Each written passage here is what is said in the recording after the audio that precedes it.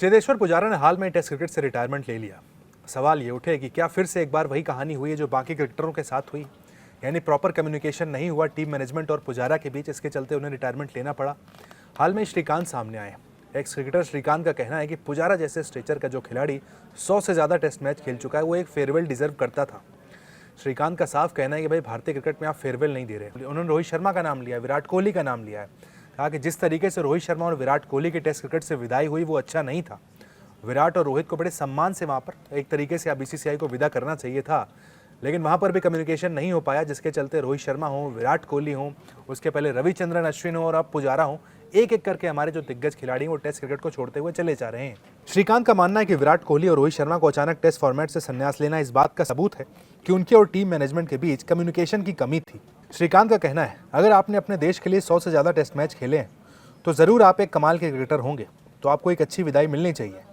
मैं इस बात को लेकर पूरी तरीके से आश्वस्त हूँ कि जब विराट कोहली और रोहित शर्मा ने संन्यास का ऐलान किया तो संवाद की बहुत कमी रही होगी।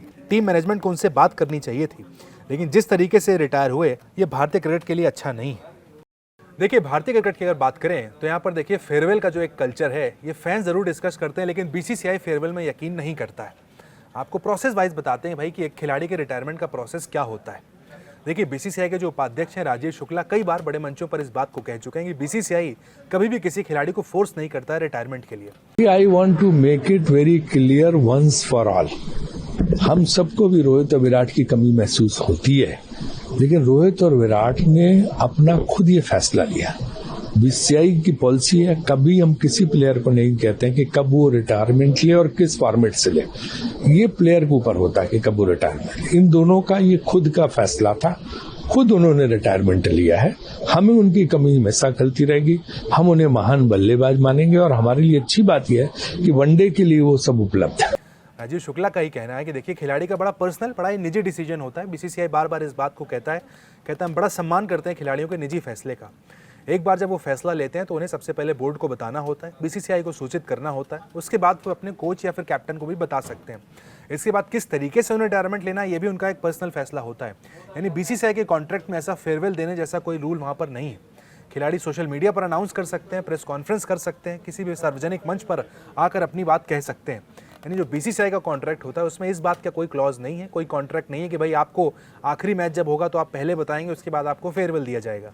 यानी ऑफिशियल नोट पर इस तरीके का कोई प्रावधान बीसीसीआई के पास नहीं। अब यहाँ पर सवाल उठता है कि बीसीसीआई फेयरवेल क्यों नहीं देता है खिलाड़ियों को जो कि 100 से ज़्यादा टेस्ट मैच खेल चुके हैं। तो देखिए, फिर चाहे विराट कोहली हो, पुजारा हो, ये जिस परिस्थिति में वहाँ पर क्रिकेट से रिटायर होते हैं, काफ़ी लंबे समय से कुछ का बल्ला नहीं चल रहा होता है, तो कई खिलाड़ी काफ़ी लंबे समय से टीम से बाहर होते हैं।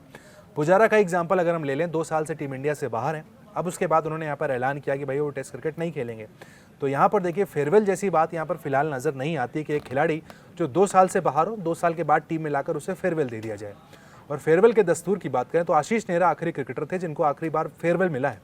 2017 नवंबर में जब उन्होंने क्रिकेट से रिटायरमेंट का ऐलान किया, तब उस मुकाबले में वो पहले ही कह चुके थे कि अगला मैच मेरा आखिरी होगा, इसके चलते उन्हें वहाँ पर फेयरवेल मिला।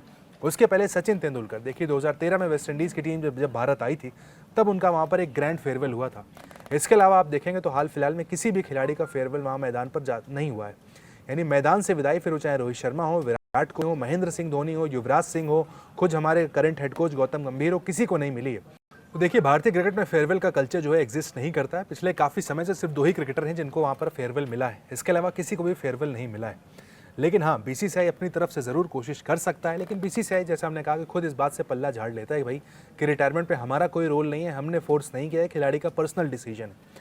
हम सब देख रहे हैं भाई, ऑस्ट्रेलिया में जो वनडे सीरीज़ खेली जानी है भारत की, वहाँ पर विराट कोहली और रोहित शर्मा को लेकर क्रेज़ इतना ज़्यादा है कि ऑस्ट्रेलियन क्रिकेट एक तरीके से फेयरवेल प्लान कर रहा है।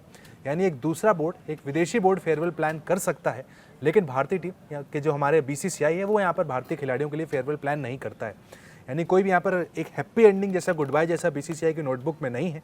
खिलाड़ियों को सोशल मीडिया के माध्यम से या प्रेस कॉन्फ्रेंस के माध्यम से बता देना होता है भाई कि थैंक यू सो मच, मैं अब क्रिकेट खेल चुका हूँ।